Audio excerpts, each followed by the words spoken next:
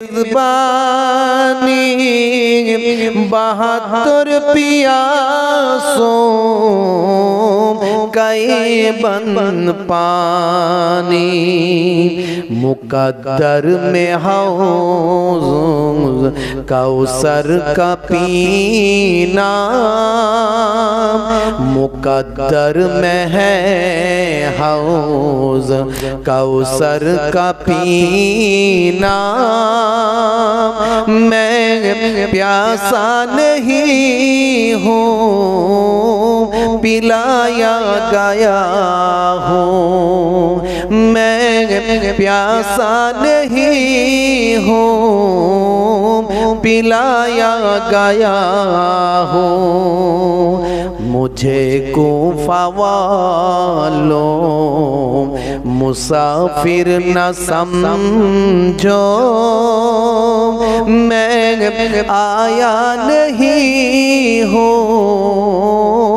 बुलाया गया हूँ मैं आया गया हूँ मैं मुर्दा नहीं हूँ जिलाया गया हूँ मुझे कूफा वालों मुसाफिर न समझो मैं आया नहीं हूँ बुलाया गया हूँ मैं आया नहीं हूँ बुलाया गया हूँ अल्लाहुम्मा सल्ली अला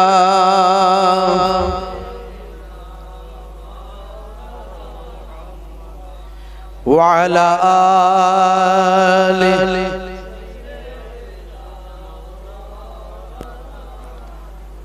وقال الله تعالى في كلامه المجيد والفرقان الحميد ولا تقولوا لمن يقتل في سبيل الله أموات بل أحياء ولكن لا تشعرون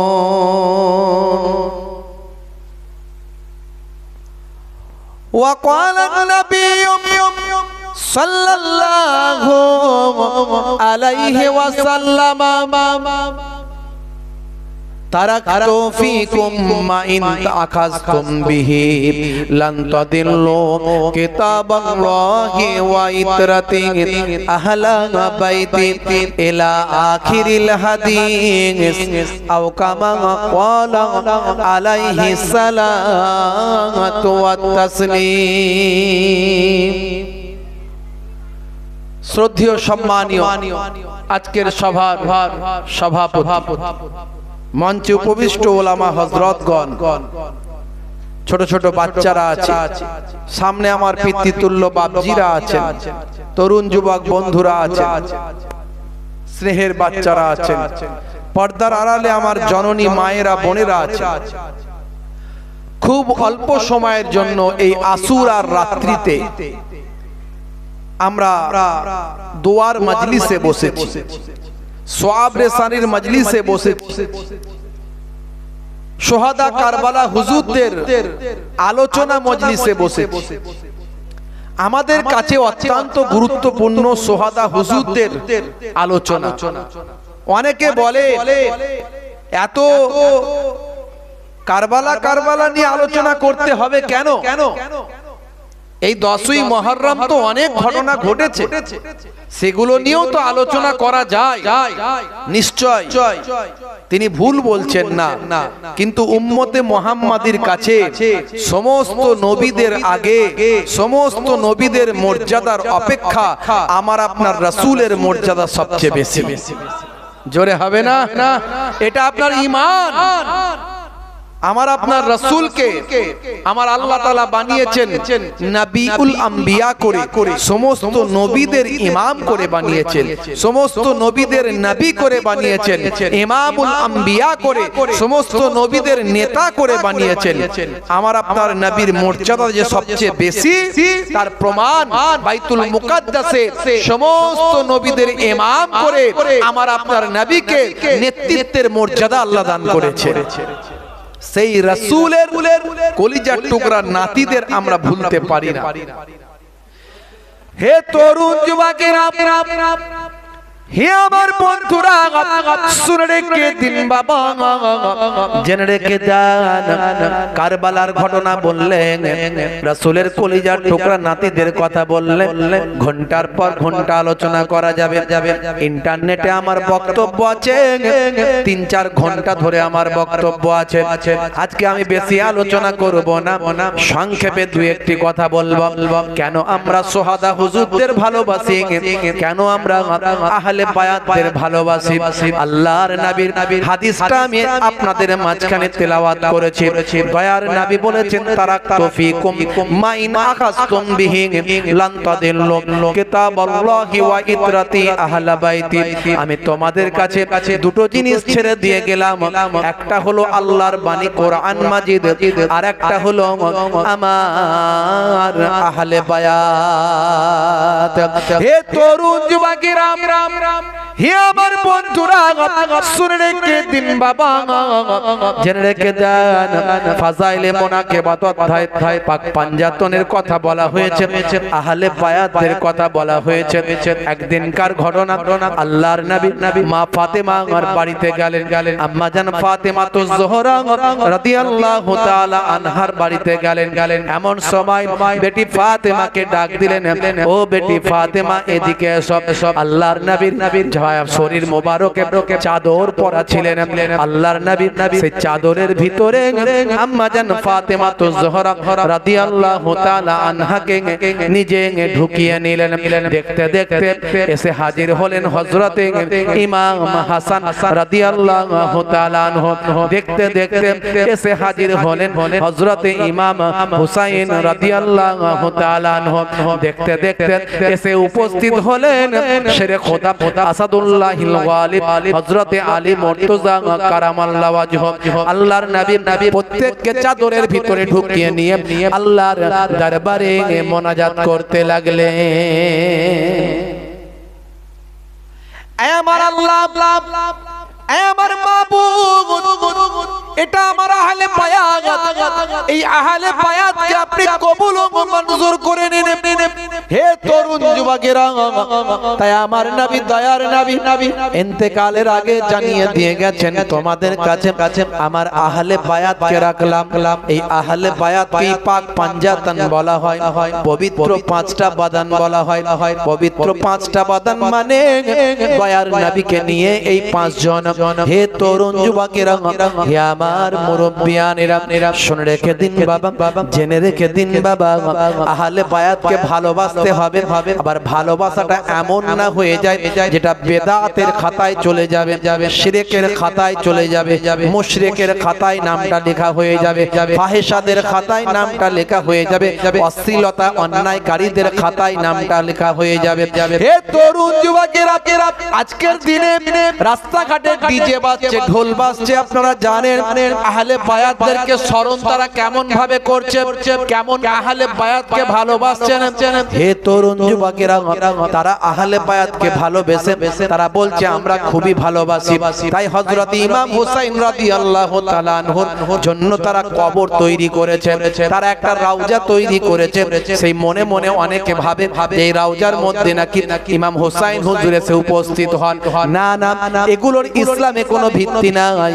শুধু তাই নয়, আজকের দিনে তারা ভাই আমার ঢোল বাজাচ্ছে, তবলা বাজাচ্ছে, আজকের দিনে তারা গান বাজনা করছে, আজকের দিনে তারা ডিজে বাজাচ্ছে, আজকের দিনে তারা ভাই আমার শরীরকে উন্মুক্ত করে দিচ্ছে, পায়ে হাতে শিকল বেঁধে লাপালাপি করছে, আজকের দিনে তারা লাঠি নিয়ে দৌড়ি করছে, কেউ বা লাঠি খেলছে, কেউ বা রক্তাক্ত করছে, কেউ বা বুকে চাপড়াচ্ছে, কেউ বা বুকে মারছে, কেউ বা মুখে মারছে। হে তরুণ যুবকেরা, হে আমার বন্ধুরা শুনে রেখে দিন বাবা, জেনে রেখে দেন।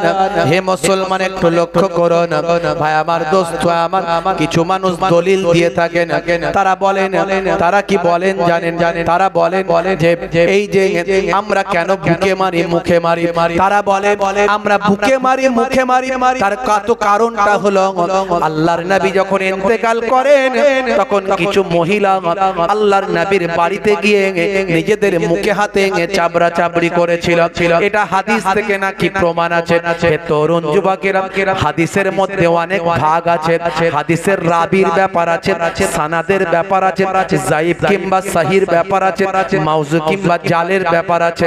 হাদিসটার রাবি কোনখান থেকে এসেছে, সেই রাবির মধ্যে কোনো ভাই আমার কোনো মত পার্থক্য আছে কিনা, তার কতটা গ্রহণযোগ্যতা আছে, এসব কিছু দেখতে হবে। হাদিসটা কি সিয়াসিত্তার হাদিসের মধ্যে আছে কিনা এটাও লক্ষ্য করতে হবে। হে তরুণ যুবকেরা, এই হাদিসটা কিন্তু সিয়াসিত্তার হাদিসের মধ্যে থেকে নয়, একেবারে বুখারী, মুসলিম, তিরমিজি, আবু দাউদ, নাসাই, এই 6টা হাদিসের মধ্যে থেকে নয়। ভাইরা আমার, আমি এই হাদিসের বিরোধিতা করছি না ভাই আমার, সে জ্ঞান আমার নাই, তারপরেও আমি বলবো যেখানে একেবারে ডাইরেক্ট বুখারী শরীফ থেকে হাদিস আছে, মুখে হাতে চাপড়ানো, বুকে মারা, রক্তাক্ত করা আল্লাহর নবীর সহিহ হাদিস থেকে যেখানে নিষেধ আছে, তারপরে আর কোনো কথা আসতে পারে না। বন্ধুরা আমার, তরুণ যুবকেরা আমার, সহিহ মুসলিম শরীফের হাদিস 167 নাম্বার, সহিহ বুখারী শরীফের হাদিস 1296 নাম্বার, আল্লাহর নবী ইরশাদ করেন, আনা বারিউন মিন হালাকা ওয়া সালাকা ওয়া খারাকা। আল্লাহর নবী বলেন, যারা ভাই আমার ওই মুন্ডন করেন, যে ব্যক্তি মুক্ত, যে ব্যক্তি থেকে, ওই ব্যক্তি থেকে আমি মুক্ত, যে শোকে মাথা মুন্ডায়, বুক চাপড়ায় এবং কাপড়টা ছিঁড়ে ফেলে, মাথা মুন্ডায়, বুক চাপড়ায় এবং ভাই আমার কাপড় তার ছিঁড়ে ফেলে, এই রকম ব্যক্তি থেকে আমি মুক্ত। আল্লাহর নবী নিজে জানিয়ে দিয়েছেন, একেবারে বুখারী এবং মুসলিম শরীফের হাদিস। শুধু তাই নয়, আমার আল্লাহ তাআলা কোরআন মাজিদের মধ্যে জানিয়ে দেন, লা তুলকু বিআইদিকুম ইলা তাহলুকাত। হে দুনিয়ার মানুষ, শুনে রেখে দাও, তোমরা তোমাদের জীবনটাকে ধ্বংসের দিকে এগিয়ে দিও না। বন্ধুরা আমার, আল্লাহর কোরআনের উপরে কোনো দলিল হতে পারে না। ছোট ছোট বাচ্চাদের রক্তাক্ত করে কিছু মানুষ, নিজেদের শরীর থেকে রক্ত বের করে কিছু মানুষ, নিজেদের শরীরে ছুরি মেরে রক্তাক্ত করে, আঘাত করে কিছু মানুষ, নিজেদের শরীরে আঘাত করে ভাই আমার, রক্তাক্ত করে, আঘাত করে নিজেদের শরীরে। এইভাবে শোক প্রকাশ করা ইসলামে নিষেধ করা হয়েছে। নিশ্চয় আপনার মধ্যে শোক থাকবে, হে তরুণ যুবকেরা, আপনার মধ্যে শোক থাকবে, আপনার মধ্যে দুঃখ থাকবে। আপনি এই মুহররম মাসের বিশেষ করে 9 তারিখ এবং 10 তারিখ কিংবা 10 তারিখ এবং 11 তারিখ দুটো রোজা আপনি রাখবেন। শোহাদা কারবালাদের উদ্দেশ্যে একটা রোজা আপনি রেখে দেন। মুহররমের আশুরার দিন উপলক্ষে একটা রোজা আপনি রেখে দেন। এইভাবে শুধু তাই নয়, আল্লাহর মাহবুব বান্দা আহলে বায়াত হুজুরদের নিয়ে আলোচনা করে চোখের পানিতে বুক ভাসান, তাদের আখলাক চরিত্রকে নিজেদের জীবনে বাস্তবায়িত করুন। হে তরুণ যুবকেরা, এইভাবে আহলে বায়াতের ভালোবাসতে থাকো। এটাই হলো সহি তরিকা, এটাই হলো সহি পথ। বিভিন্ন জন বিভিন্ন রকম করে, বুঝতে পারছেন বাবা মার? আজকে আপনারা যে আলোচনা করছেন, মানুষকে আপনারা দরিদ্র মানুষদের সেবা করবেন, দান করবেন। আজকের দিনে বেশি বেশি নফল নামাজ পড়বেন, নফল রোজা রাখবেন। একটা রোজার ক্ষেত্রে আল্লাহর নবী বলেন, পূর্বের 1 বছরের গুনাহ আল্লাহ তার মাফ করে দেন। আজকের দিনে রোজা রাখবেন, সওয়াব রেসানি করবেন, তাদের স্মরণ করবেন। এই জন্য এই মুহররম মাসের কিছু করণীয় আছে। 4টে মাস হলো হারাম মাস, 4টে মাস হলো হারাম মাস। হারাম কথার অর্থ হলো একদিকে পবিত্রতা আর একদিকে ভাই আমার একদিকে পবিত্রতা একদিকে হলো নিষিদ্ধতা। এই হারাম মাসগুলোতে কিছু পবিত্রতা আছে, কিছু নিষিদ্ধতা আছে। কিছু পবিত্র ভাবে কাজ করতে হয়, যেমন এই মাসে বেশি বেশি ইবাদত বন্দেগী করবেন। এই মাস অত্যন্ত পবিত্র মাস। এই মাসে বেশি বেশি আপনি ইবাদত করবেন, তেলাওয়াত করবেন, দান করবেন, রোজা রাখবেন। সারা মাস শুধু মুহররমের আশুরা কেটে গেল, কাল থেকে লাল পানি খেয়ে ঘুরে বেড়াচ্ছে, আছে না? না, যে আশুরা কেটে গেল, শোক টোক সব ছেড়ে গেল, দুঃখ যন্ত্রণা সব মিটে গেল, অন্যায় অত্যাচার অবিচার করা শুরু করে দিল না। এই পুরো মাসটাই হলো হারাম মাস, পবিত্র মাস। এই পবিত্র মাসে আপনাকে যে কোনো কাজ ভাবতে হবে যে আমি পবিত্র মাসে এই কাজটা করছি। গালমন্দ করবেন না, অশ্লীলতা করবেন না, অপরাধ করবেন না, ধাপ্পাবাজি করবেন না, মারপিট করবেন না, দাঙ্গা হাঙ্গামা করবেন না। এর পবিত্রতা এই মাসের, এগুলো পবিত্রতা। এই মাসে বিভিন্ন নিষিদ্ধতা আছে, আপনাকে নিষেধ করা হয়েছে। বিভিন্ন অপরাধমূলক কাজ, অন্যায়মূলক কাজ, ভাই আমার অশ্লীলতামূলক কাজ, এই কাজগুলো থেকে আপনাকে নিষেধ থাকতে হবে। আর আপনাকে বেশি বেশি ইবাদত করতে হবে, বেশি বেশি দান খয়রাত করতে হবে, নামাজ পড়তে হবে, বেশি বেশি রোজা রাখতে হবে। এই মাসের এগুলো পবিত্রতা, ওগুলো নিষিদ্ধতা। ভাইরা আমার, তরুণ যুবকেরা আমার, মুরব্বিয়ানেরা আমার, হে তরুণ যুবকেরা, হে আমার বন্ধুরা, শুনে রেখে দিন বাবা, জেনে রেখে যান। হে মুসলমান, একটু লক্ষ্য করুন, এই পবিত্র মাসেতে আপনাকে আমাকে বেশি বেশি আশুরার দিনে আমরা বেশি বেশি ইমাম হাসান হুসাইন হুজুরদের স্মরণ করি, তাদের মাগফিরাত কামনা করি, তাদের স্মরণ করি। আজকের এই পবিত্র দিনটাকে আমরা ভালো ভালো কাজের মধ্যে দিয়ে জীবন যাপন করি। বন্ধুরা আমার, তরুণ যুবকেরা আমার, আল্লাহর নবী দুই ভাইকে কেমন ভালোবেসেছেন, কেমন মহব্বত করেছেন। হে তরুণ যুবকেরা আমার, আপনার নবী কয়েকদিন ধরে ক্ষুধার্ত অবস্থায় আছেন, অনাহারে দিন কাটাচ্ছেন, খাবার নাই, খাদ্য নাই।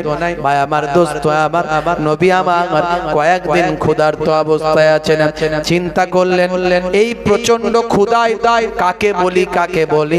যদি আমার কন্যা খাতুনে জান্নাত ফাতেমাতুজ জোহরা রাদিয়াল্লাহু তাআলা আনহার বাড়িতে গিয়ে তাকে গিয়ে একটু জানাই, তার বাড়িতে যদি একটু খাবার থাকে, সে খাবারটা একটু খেয়ে আমি ক্ষুধাটা নিবারণ করব।